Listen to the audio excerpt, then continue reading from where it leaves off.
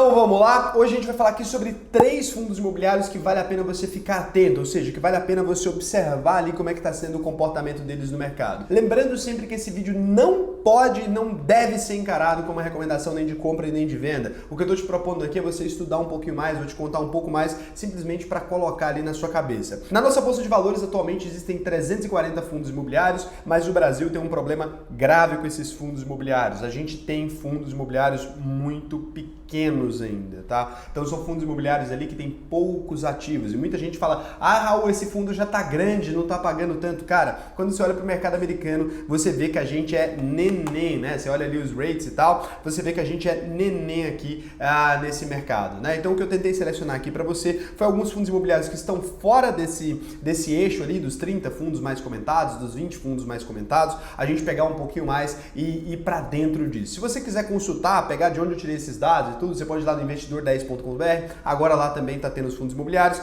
Lembrando, não é uma recomendação nem de compra nem de venda, e lembrando também que quem é sardinha raiz já deixa aquele like na confiança, cara, e vem comigo que tá foda.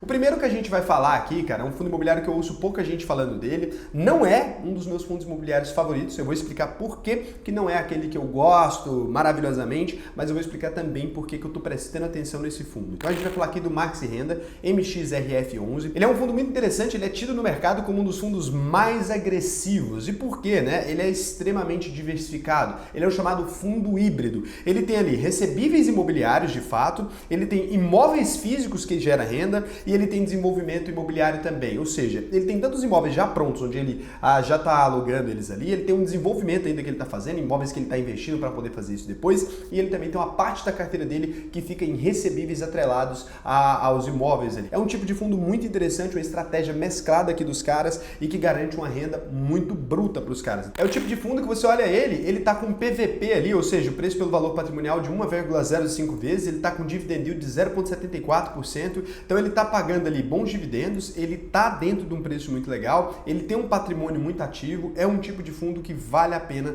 a gente prestar atenção. Vamos falar um pouquinho mais dele aqui, porque ele tem essa multi-estratégia, né? Então é um fundo bem diversificado. Então quando você pega aqui o fluxo financeiro dele, você vê que ele tem lucros imobiliários, ele tem receitas de outros fundos imobiliários, receitas de CRIs, receita de LCI e de renda fixa, né? Então ele tem ali muita receita vindos de diferentes fontes. E quando você olha investimento por classe de ativo dele, a maior parte é de CRI, e aí eu falei, eu não gosto tanto, 78,7% dele está vindo de certificado de recebíveis imobiliários ali. São ativos de renda fixa que você poderia comprar ali na bolsa, no mercado financeiro sozinho, né? Só que o que acontece? Quando você compra um CRI ali, você não tem garantia da FGC. Então esses fundos aqui, os caras são especialistas em procurar as melhores ofertas disso. Ele tem ali um pouco de permuta financeira, um pouco de caixa e um pouco de fundo imobiliário, né? Com relação a outros fundos imobiliários, ele também tem uma carteira ali, onde ele tem XPCI 11, ele tem 56,24%, ele tem HBRH 11, 31%, KNCR 11, 10,79%, BRCR 11, ele tem 1,88% e DAMAC 11, 0,09%, né? Quando a gente olha ali para a carteira de CRIs dele, é importante a gente entender de onde está vindo essa rentabilidade, que o mercado está se animando. É uma rentabilidade muito interessante, o mercado tem gostado bastante, então por isso que eu estou pesquisando muito ele e por isso que ele vale a pena a gente prestar atenção, né? Quando a gente olha aqui, ele tem a maior parte, ó, residencial real estate. O que é isso? Imóveis residenciais, 41%. Quando você olha também, ele tem 16% de CRIs de shoppings ali. Ou seja, os CRIs são certificados de recebíveis imobiliários. É ao que os CRIs estão atrelados. Entenda, o CRI é um tipo de papel. Ao que esse papel está atrelado? É sempre algum recebível imobiliário ali de algum setor imobiliário, né? Tem um subsetor. Então aqui a gente está falando desse subsetor. Food retail, healthcare, né? Então tem vários tipos de cuidados aqui, químicos e tarará. Então aqui você consegue ver a carteira dele majoritariamente residencial, né? O que é interessante porque em momentos de Selic baixa, dificilmente esses recebíveis aqui vão ter algum problema. O perfil desse fundo imobiliário é basicamente o perfil para quem está querendo ter alta renda rápida. Ele não tem ali um perfil de valorização, como a maioria dos fundos imobiliários, né? Em termos de indicadores, eu falei para vocês aí alguns indicadores deles, mas só para a gente matar a pau. Uma cota dele, MXRF11, ele não tem um preço impeditivo, como a maioria dos fundos mais destacados tem. Ele está por R$10,60. O yield dele está de 8,03% nos últimos 12 meses. É um yield interessante. Você pode falar assim, Raul, mas não é um yield, o maior yield, tem fundo aqui que tem yield. Cara, a gente precisa sempre pensar em fundos que estejam pelo menos com certa estabilidade, em fundos que tenham uma gestão de carteira inteligente. Não adianta pegar qualquer coisa só pelo yield que você vai tomar na tarraqueta, né? Eu tento explicar isso sempre. Então, o último retorno por cota dele foi de 8 centavos ali, tá? Então, muito interessante, o PVP dele 1,05. É um fundo que eu estou prestando atenção, lembra sempre, né? Eu tentando aqui passar para você a minha parte de estudo. Eu tentei passar a ficha técnica dele aqui, por quê? Porque eu estou estudando ele. Se vocês quiserem, a gente pode se aprofundar todinho nesse fundo aqui, destrinchar ele, mas esse vídeo não é para isso, é para você dar uma primeira olhada. Quando você vai olhar fundos imobiliários e tal, você dá uma primeira olhada, depois você acompanha ele mês a mês, depois você acompanha como que eles fazem a gestão dessa carteira, o que está entrando, o que está saindo. Você não vai simplesmente ali falar assim, tem esse fundo aqui, tá pagando bem, clica e compra, né? Não é assim que funciona. Então, exatamente por isso que eu tô falando para vocês aqui, para que a gente tá dando uma olhada. São fundos aqui pra gente começar a pensar sobre. E a gente vai pro segundo fundo aqui agora.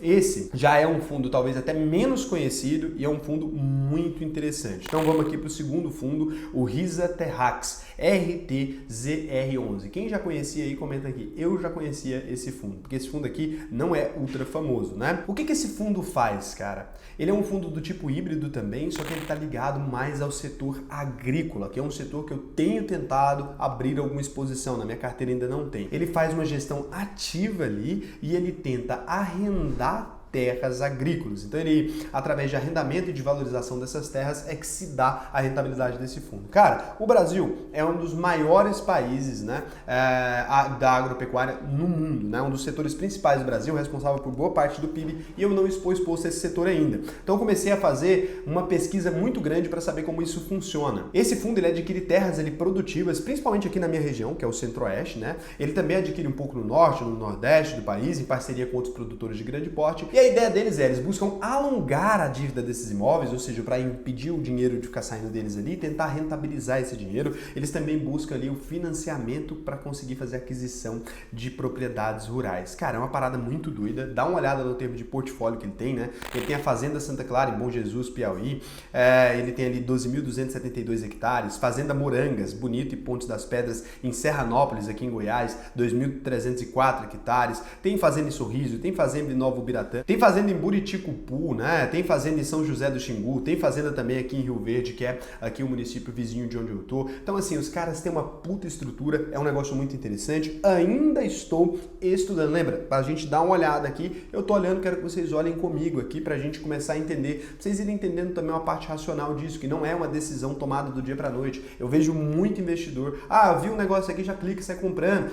Meu Deus, tem um fundo que tá pagando X de dividendo, é muito melhor do que todas essas porcarias. Não é assim. Você tem que entender o que está atrelado, a segurança desse setor, como que esse setor funciona como um todo. É passo a passo, tá? Então você vem aqui, olha para a carteira dele, está composta atualmente, né? Boa parte em caixa ali, ele tem uma pequena parte ali em caixa, né? 2%, 3%, dependendo do mês que você olha. Em dezembro estava até mais alto. Então quando você olha ali o buy to lease dele, Raul, o que é isso? É o seguinte, alguém deixa um dinheiro com você para você comprar alguma coisa. Imagine que você deixa comigo 3 mil reais e fala, encontra um carro para mim. Então esse dinheiro que ele tem aqui, ele tem para encontrar alguma propriedade. É um dinheiro ali que já está carimbado, né? Então ele mantém 35% da carteira em buy to lease. E aqui também ele tem sale e lease back. O que é isso? Ele vende uma propriedade, é como se fosse financiar ela, né? Ele conseguir alongar a dívida. Então ele vende uma propriedade e aluga essa propriedade. Basicamente isso, aqui eles também têm uma parte do dinheiro reservado para isso, né? Tá 63, 62, 57% agora. Quem não é do setor de agronegócio, para quem nunca foi do setor talvez de carro, aí quem é do setor de carro já manja muito melhor isso aqui. Para quem não é desses setores é mais difícil entender, por isso que eu expliquei o significado dessas siglas, mas entenda ali, eu vendo para você uma propriedade, alugo ela imediatamente,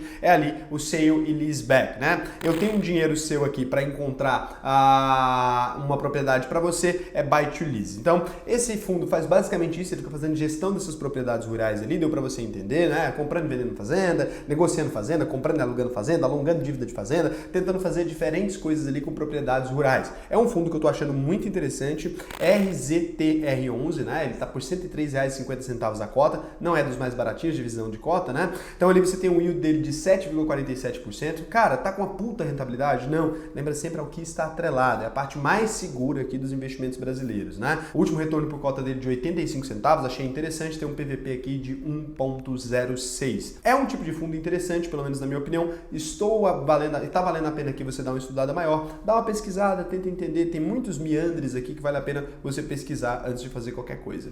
E aqui agora a gente vai falar de um terceiro fundo aqui, que é uma coisa bem mais clássica, uma coisa que muita gente já conhece, é o 20 Offices, né? O Vino 11. Ele é um fundo de tijolo ali, atua por meio de lajes corporativas, é da mesma empresa ali que faz o VISC, né? O fundo de shoppings, ou seja, tem um portfólio ali, uns prédios dele, né? A carteira dele é composta basicamente por salas comerciais e escritórios, né? Então é basicamente isso. Desse modo ele busca lucrar ali basicamente por meio de aluguéis e aí com a valorização dos imóveis também, né? Então ele aluga ali uma sala igual essa que eu tô aqui agora e ganha lucro ali. É um fundo mais clássico, chamado fundo de tijolo puro aí, para que a gente conhece. Com a pandemia aí, os shoppings acabaram sofrendo, então o VISC lá deu uma sofrida, mas o Vino não, né? Acabou que as salas não se perderam ali. Os contratos são mais duradouros, mais estáveis. Ninguém está desmanchando o escritório porque tem uma pandemia de uma hora para outra, né? É mais difícil para essas pessoas fazerem isso. As lojas sangram mais, que o custo é maior. Uma laje corporativa muitas vezes não custa muito para a empresa. O fundo tem ali 8 ativos, né? É isso que eu falo, falta muito os fundos brasileiros crescerem. Eu queria um fundo com 60 ativos. 8 ativos, fala, putz, Raul, já acho que está concentrado. Eu não acho.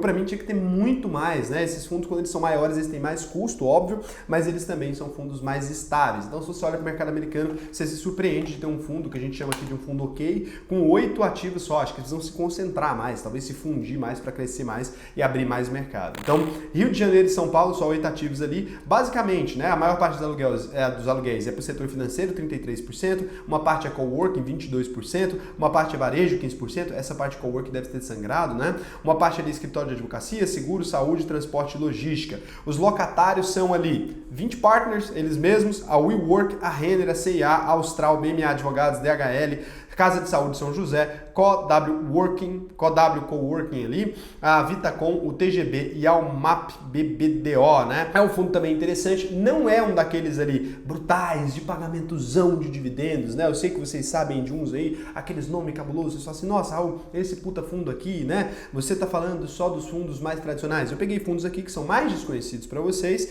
mas que são fundos que vale a pena a gente dar uma olhada, vale a pena a gente estudar, não vai nessa de querer ali, eu vou passar os números desse fundo aqui, mas não vai nessa de querer só se preocupar com a rentabilidade, senão você pode estar colocando seu patrimônio em risco. Lembra, na parte de fundo imobiliário, o que a gente quer que ele faça com a nossa carteira é a parte de sustentação. O que a gente quer é se proteger, tá? Então o Vino tá por R$ 61,61 a cota, o yield dele tá em 7,39%, o último retorno por cota 45 centavos, o PVP 1,02. Cara, não se esquecendo, um avisozaço aqui, dia 17, 18 e 19, a gente tem aqui 3 lives seguidas às 19 horas, tá? Pra gente fazer aqui o conteúdo que eu falei pra vocês, que eu prometi do investidor inteligente. E não se esquecendo que hoje foi ao ar aí a nossa plataforma de curadoria de investimentos. Sabe o que é isso, cara? Você abre a sua conta, você pode transferir a sua custódia se você já investe para cá e você vai ter uma plataforma ali.